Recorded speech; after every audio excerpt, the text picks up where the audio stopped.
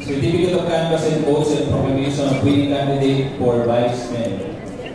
May 12, 2025 National Local Bar Parliamentary Elections, May 12, 2025. We, the undersigned members of the City Board of Canvassers, do hereby certify under oath that we have duly canvassed the votes cast in 1,584 Class A precincts for the candidates to in for Vice Mayor in the election held on May 12, 2025. Attached thereto and forming part hereof is a statement of votes by precinct CEF number 20-A garnered by each candidate for the office of Vice Mayor. That after such canvass, it appears that Atienza Chi garnered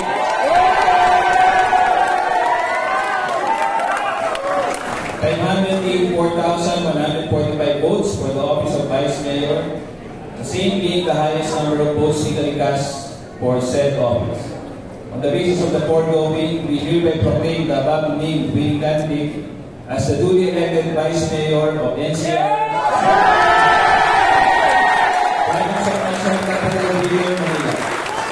In witness whereof, we place our signature and imprint our thumb marks in the City of Manila, Province of NCR, Manila, this May 13, 2025 at 9:06 p.m. Good morning, canvassers. Jennifer Jimenez, Chairperson, Vice Chairperson, Giovanni Lim, Member Secretary, Elisa Jimenez.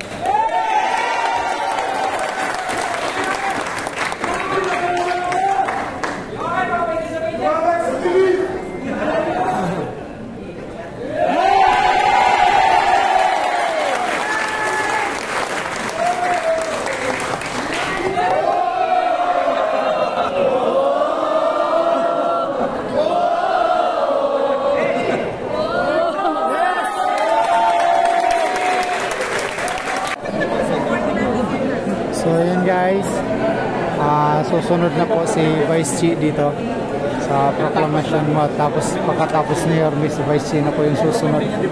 So inaayos na lang po nila para si Vice Chi na po.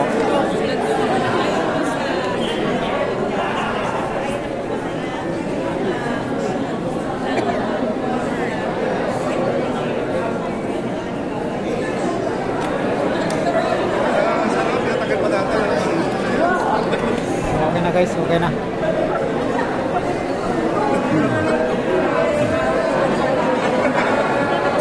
Si Mary Ann. Ha? Si Mary Ann. Nandito lang din. Nandyan lang. Hindi, wala na signal. Wala na signal kasi naka-chat ako sa kanya.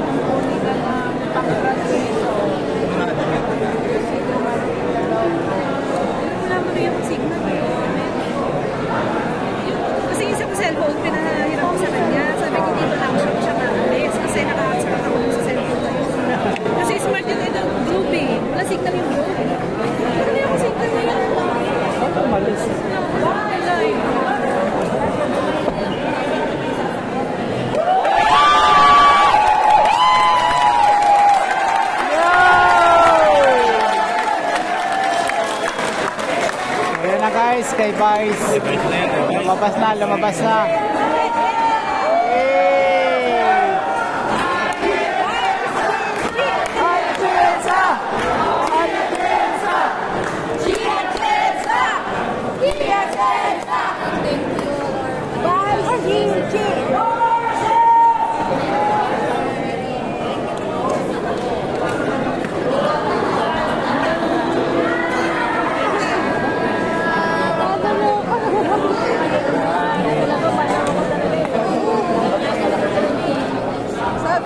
Kanina doon.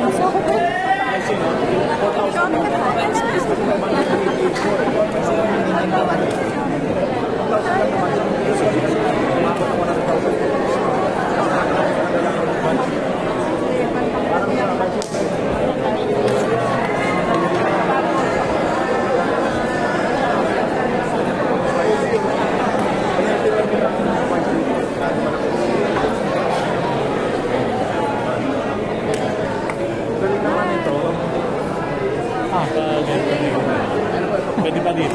Oh, pwede. Pwede siyang i-gano. Hindi ka natin. Mabigat na. Ito po. Pero malaki po, no? Tripod siya.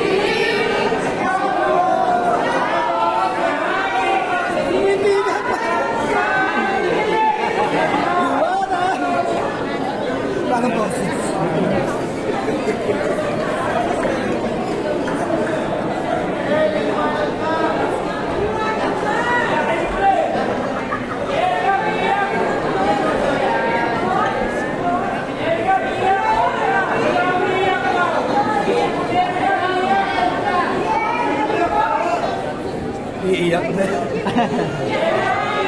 Walang iiyak!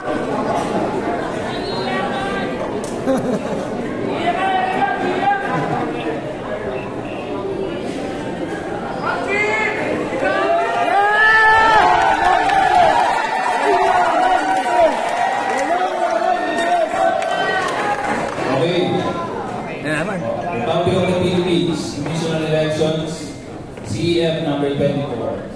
Certificate of Canvass and Votes and Proclamation of Winning Candidate for Vice Mayor.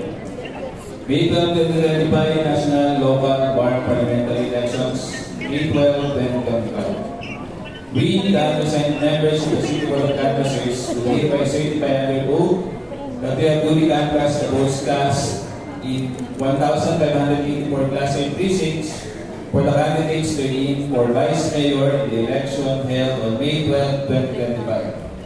Attached day 2 and 14 part hereof is a statement of votes by precinct CEF number 20-A garnered by each candidate for the office of Vice Mayor. That after such canvass, it appears that Atienza Chi garnered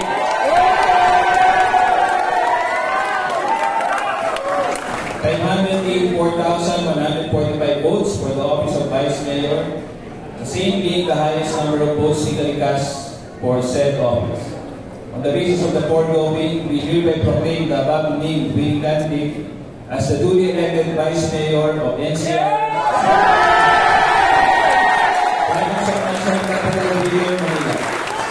in witness whereof we place our signature and imprint our thumb marks in the City of Manila, Province of NCR, Manila, this May 13, 2025 at 9:06 p.m. Good morning, members. Jennifer Jimenez, Chairperson, Vice Chairperson, Giovanni Lim, Member Secretary, Elisa.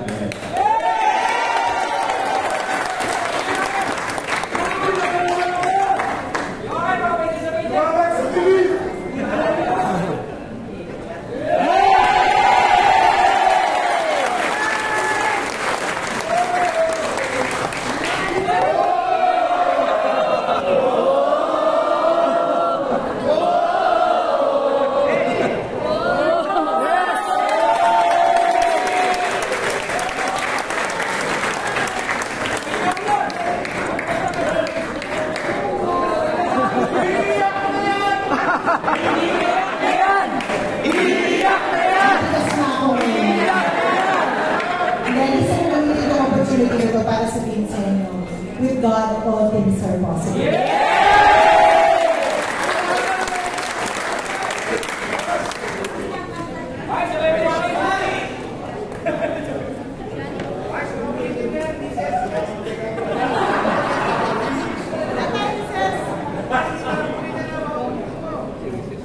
Nasaan si Kim?